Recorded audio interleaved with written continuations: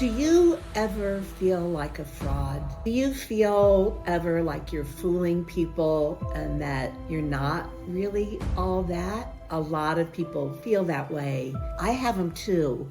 I've been wrestling with them longer than you have. And yet, ultimately, the choice is, are we going to believe that or not? Are we going to believe the messages that tell us we're a fraud? Or are we going to listen to the deeper messages in our heart that say, I'm going for it?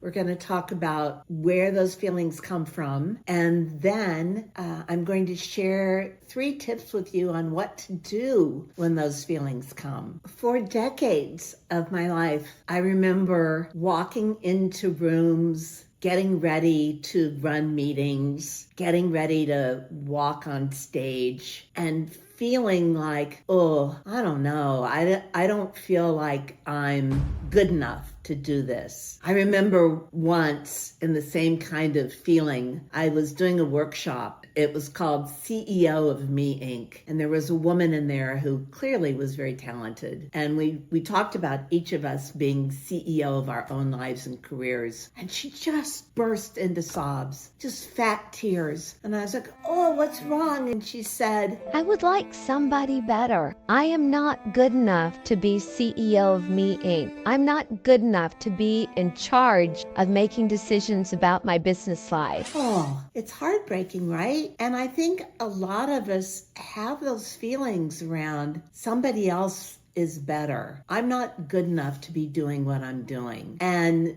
now there are names that describe those feelings. And I thought today we could talk about those feelings directly and the labels that people put on them now, and some things that I've learned to do when those feelings come up, because I don't want to let those feelings stop me. And when I have them, it feels like they could. Maybe that's true for you too. The language people use for feeling like a fraud was invented in the 1970s.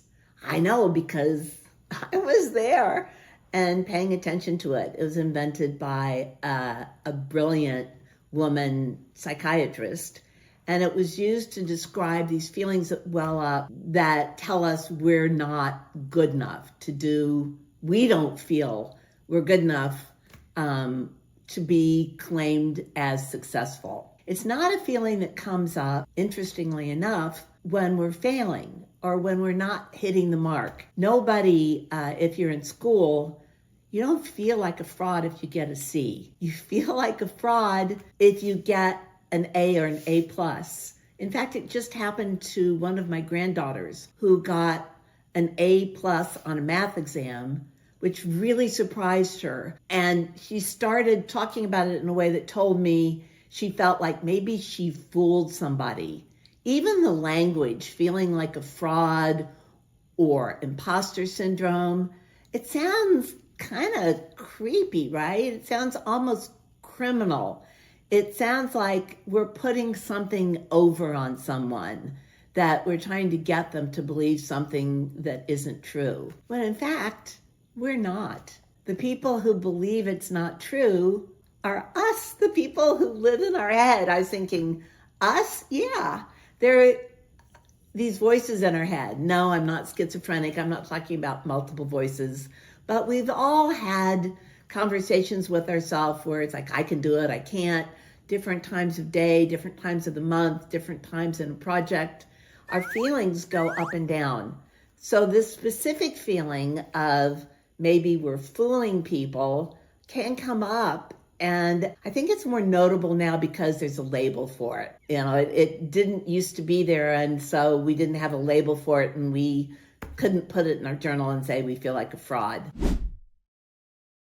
Okay, so we know that you're here because sometimes you feel like a fraud. I feel like a fraud. I have over and over. And I started looking around and thought, oh my gosh, would you be surprised to hear that Natalie Portman felt like a fraud? Yeah, she did. She got accepted to Harvard. She showed up to go to school and she said, I felt like a fraud. I don't really belong here. Tom Hanks. I bet you have seen Forrest Gump one night when your parents forced you to, and you had popcorn and watched him with his box of chocolates, with all of his awards and all his everything. Tom Hanks says he feels like a fraud. And the real stunner for me was, you know who felt like a fraud? Albert Einstein. Yeah, Albert Einstein felt like a fraud. So it's not like people who go on to do great things wake up and say, I'm gonna do great things today, and everybody's gonna know it. a lot of people like you, like me, wake up, look in the mirror and say, I don't know. Am I on the right track? Am I just fooling people who think I'm doing great things? Maybe I'm not all that. Maybe I'm just getting away. I am fooling some of the people all the time. This is all to say, you are not alone. This is not private suffering. And to prove it, if you are interested in seeing how many people in this community feel it, just leave me a comment that says, yes, I feel it, because you're not alone. You're not alone. This is a thing that is true for lots and lots and lots and lots of people. We all pick up messages when we're kids, and we all go through phases of how we feel about how we were parented, and we all have got our issues and stuff. And I want to tell you a story because there's no way for me to share my experience with you and my lessons without telling you stories. So I hope this is cool with you, and let me know in the comments if you like the stories or not. When I was in high school, I told my dad that I didn't think I wanted to be a stay-at-home mom and homemaker. That was not my parents' idea for me, but my dad was being supportive, and he took me to different places to show me what my options were. He took me to visit with a nurse to show me what it would be like to be a nurse. He took me to visit a teacher to find out what that would be like. And then he took me to visit a friend of the family who was the first woman lawyer in town, which was kind of a stretch. And he lectured me and said, nobody likes her, but I've seen a woman do this. And so my idea was that there was a limit to what my ambitions should be or could be. And I spent a lot of time with this message in my head that I thought was from my dad.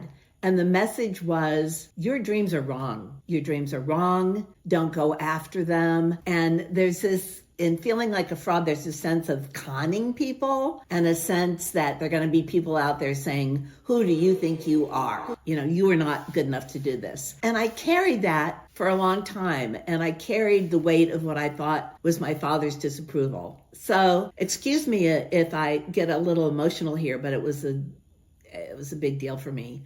Last week, my brother passed away maybe 6 months ago, and he had kept a box of photos and memorabilia from our family, and I was going through them with my niece. And at the bottom, I found my dad's wallet, just untouched. There it was with his driver's license and his social security card, photos of his grandchildren, and then tucked away very carefully and folded and unfolded was a newspaper cutting of an article about something I had achieved, and $12. So it was like, oh, he never said it. I never felt it. He was really proud of me, and I got it wrong. So you've got messages in your head. They may or may not be real. The message I had in my head clearly was not real. We go back, we revisit those messages. Every time we revisit them, we make them stronger. And as they get stronger, they start to win. The messages of, no, this is not for you, get to be a big deal. And those messages are the ones that make us feel like a fraud, like we're fooling the world. Those are messages that we picked up when we were kids. We pick up along the way when people tell us we're not good enough. We get them from social media when people criticize us. They're messages that come to us. And yet, ultimately, the choice is, are we going to believe that or not? Are we going to believe the messages that tell us we're a fraud? Or are we going to listen to the deeper messages in our heart that say, I'm going for it? There are people out there who say we should just lose the idea of feeling like a fraud, that it's discriminatory and it's not inclusive and it's all these bad things and we should just dump it. But what I know is that you can't erase ideas in your brain. Your brain is a computer where you can write over messages, but you can't delete them. There's not a Control-Alt-Delete in your brain. However, you can write over a message, and as you strengthen the new message, that's how you can live your life. And what I want you to do, actually, what I know will help you live the rich life you want, is say, you know what? Feeling like a fraud is my frenemy. It can be my friend or it can be my enemy. I can choose to make it my friend. I ran across this hugely powerful thing from Barbara Corcoran. So Barbara Corcoran is, maybe one of the best real estate investors in America. She started from nothing and she built this huge empire in New York, but then she went on to do other things. I had the joy of meeting Barbara, and she's just full of common sense and can do. And now she's on a television show in the US called Shark Tank. I think there's shows like this around the world where there are investors, entrepreneurs present their ideas, and then the investors decide whether or not to put their own money into a startup to help it grow. And so the entrepreneurs are making a pitch, and the investors are thinking, am I going to put my money, not the show's money, my own hard-earned money into this entrepreneur? So Barbara was talking about this feeling like a fraud, the imposter syndrome. Those are the two things we call it. And she said something so powerful. She said she listens for and she looks for people who she suspects have the feeling. People who look like they have these moments of feeling like a fraud or feeling like an imposter. And then she said, you know why I look for that? Because they're going to try harder. They're gonna try harder. They're gonna make it work. I put my money on people who have these feelings of a little bit of, oh, I'm not really good enough. People are not gonna believe me, because they're gonna go that extra mile. I thought that was so amazing. And you know what? She's right. In my business experience, the people who kind of sit back and they're like, Yeah, I am all that. I am the woman. I am the Dude, I am the master. when they get to that point and they start feeling anxious about not doing well enough, that's the beginning of a slide. Those people are going to fail. And it is better for you, looking for a rich life in every way, to have those moments of, oh, maybe I'm not all that. Maybe people are going to look at me and think I'm not all that. Because that's going to give you that extra juice that you need when you're running toward the finish line and you think you got nothing left. Then you're going to hit it and break the ribbon. So now here's my question for you. Is there something you're not starting? Something that you dream about that you're not doing because you feel like a fraud? The reason I am so into tips, which we'll talk about in a minute, for feeling like a fraud, is that I feel like a fraud every day. Every day as I work on my YouTube channel, I think, who is going to watch this? I compare myself to experts who have all kinds of degrees. I compare myself to people who are beautiful. Honestly, I even compare myself to the baby monkeys who are so cute, who I can watch forever. And I think, wouldn't people rather watch something else? Why would anyone ever want to pay attention to me?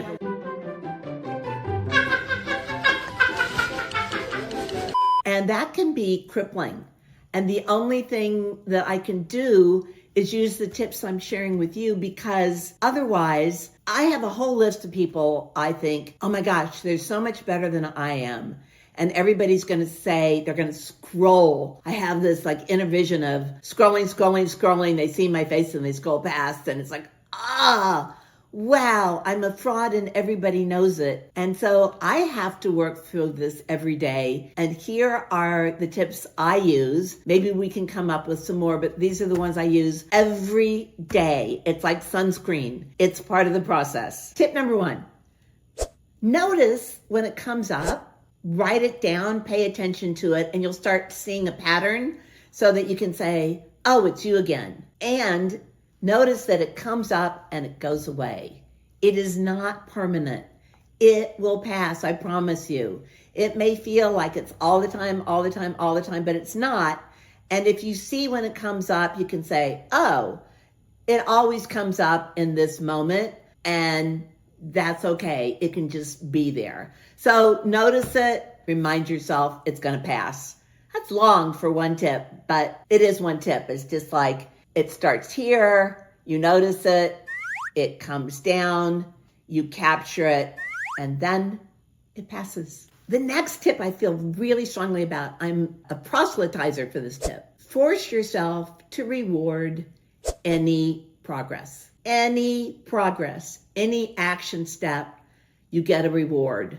Not, the list we all keep of things that we need to buy to restock the pantry. Not like taking advantage of a sale on toilet paper. Like a real reward. Get something, doesn't have to be big, but something that says, yeah, I did good on this. And I always remind my friends, when they take a step forward, you don't have to wait until the end.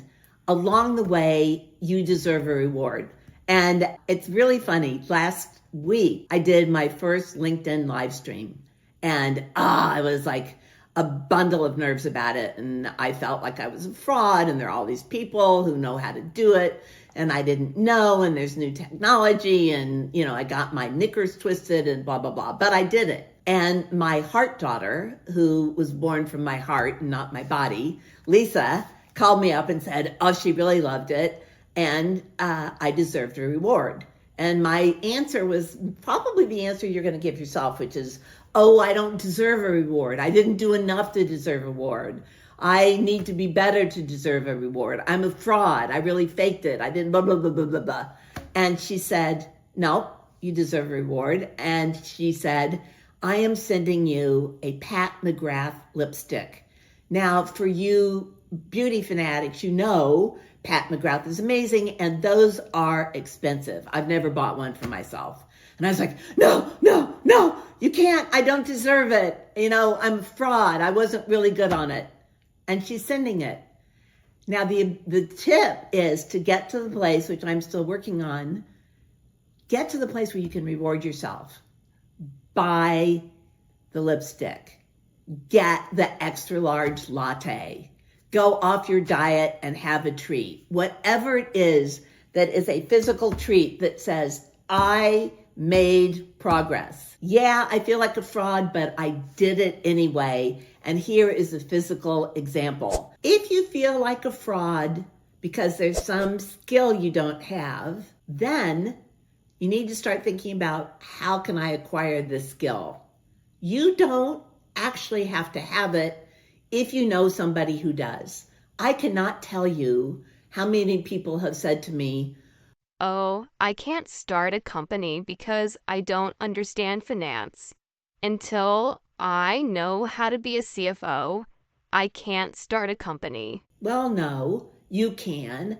And you can hire a CFO, or you can find a CFO who believes in you and give that person some equity to work with you. There's always a way to get the talent you need. I was thinking for a lot of what I do, it would be really great if I knew more about neuroscience. I read the articles, I kind of get them, I don't. I feel bad about myself. And then I thought, oh my gosh, I know one of the best neuroscientists in the world, my friend Alyssa. And so we had a Zoom call, and I worked up my courage and said, Alyssa, I went past my fear of feeling like a fraud and feeling not good enough. And I said, Alyssa, would you do like a live video with me or a live stream or be a guest on a podcast? Because I would love to have your educated perspective. And she was like, yeah, sure. So you don't have to be everything. You don't have to know everything. In 2008, I started a tech company, which I am now very proud of. In 2008, we started a tech company that did video email literally decades before it became There was Loom out there and all these companies that got all this money. So I had the idea. I didn't know anything about how to do it. I found a tech guy who didn't know anything about how to do it. He found a kid who figured out how to do it, and we did it. So yeah, you can feel like a fraud if you don't know how to do it, or you can say, it's okay that I don't know how to do this. I do know how to find someone who knows how to do it. My grandmother came to this country. Her English was bad. She was illiterate. She made a great and rich life for herself, her children, and she helped put all of her grandchildren through college. And one day she looked at me and she had this very intense look. She like got me by the shoulders and she said, Rana, you have to go out and be a success. and I looked at her and she said, You have no excuses. You speak English. whoa, I can always ask. As you can see, it went into my core. My grandmother, through me, is telling you, you can't do it. You can always ask. You can ask for help. You can ask for a chance to go to school. You can find the capability that makes you feel like a fraud, and that can be fixed. There's no skill that's going to hold you back because you can always find it. We've been talking about feeling like fraud, and in the process of that, what's coming up for me as I talk about feeling like fraud is that I feel my worst. Remember I told you to note when you feel like a fraud and, write it in your journal, what makes you feel like a fraud. What makes me feel like a fraud is when I compare myself to other YouTubers. I have a list of people I compare myself to. So the next video we're going to do, if you subscribe, it will be the next one coming up after this one, is comparisons. Oh, feeling like a fraud and comparisons, fist and glove, hand in hand, fingers wrapped together. And we're going to talk about that next time so that when you notice that comparisons are making you feel like a fraud, I'll give you 3 more tips about what to do.